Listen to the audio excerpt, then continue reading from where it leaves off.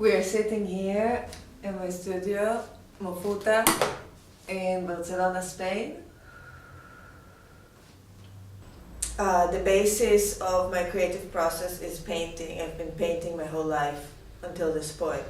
But in the past 7 years, I really discovered the essence of performance art and immediately felt connected to that. I work a lot with associations of feelings and thoughts and the mix of both, where I feel the thought and think the feeling, and that way I believe I can produce the most precise form and shape. So camouflage is a great example of a situation where something exists but it doesn't being perceived. And so this of course has a direct connection to how we perceive life based on what we know. And I think it's very clear that we don't know more than we know. Every theory is correct until a new theory contradicts completely what humanity believed for up to that point. So, what is information? How can we rely on it? How much information we don't know? How many things are hidden? How many things exist really close to me and I'm not even aware? And so in my paintings I try to express that associatively, where I just put on the canvas or on the surface the shapes and forms that come up to me, fragments of information that is being expressed visually. And then as the painting progresses, I come to a point where I look at it and it's too much to grasp. It's just too much. I can't enjoy this much information. I can't process this much information. And so at that point of the painting, I hide areas, I hide parts. Camouflage is the process of eliminating the differences between an object and its background. And it's something that exists in all levels of life. What I experienced at home was a form of family camouflage in order to survive in this environment that I'm dependent on. And from there I understood that camouflage is such a wide topic. It allowed me to come from a very personal life experience and connect myself with something global. So global, so basic to all living things. All living things.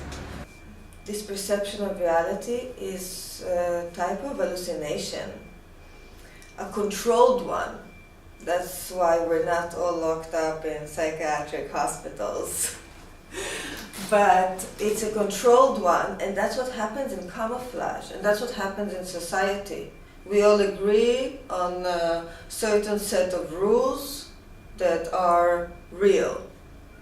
And if you think otherwise, then your hallucination is uncontrollable. And that's when you are, perceived as the strange one in society. An outcast, standing out very much from the rest. You're in a weak position. You're alone. So you have to camouflage yourself back into those agreeable set of rules as a survival mechanism. I accept camouflage. I accept that it's necessary, but I do not accept the fact that I must hide my own traits that are unacceptable in society in order to survive. Because if I will camouflage myself my whole life, I might lose who I really am in the end. And I want to avoid that. So I decided to play a little game and switch roles, where instead of being a passive object that adopts the characteristics of its environment, I want to be an active object that forces my traits onto the environment. And in that way, the result is the same of camouflage, but without losing who I am. I see painting as a result of a performance. Jackson Pollock is an obvious example to that, where we stand not in front of a painting, but in front of a performance that have happened in the past. And so I also practice it in my current project, Reverse Camouflage, where a painting is being created using a performance. And so the final result of the painting holds within it traits, textures of the movements and what have happened on that canvas during the performance. It gives it life, it gives it presence, something that performance holds within its form of art is the power of being present. The viewer and the artist experience time and space now together with no differences between us.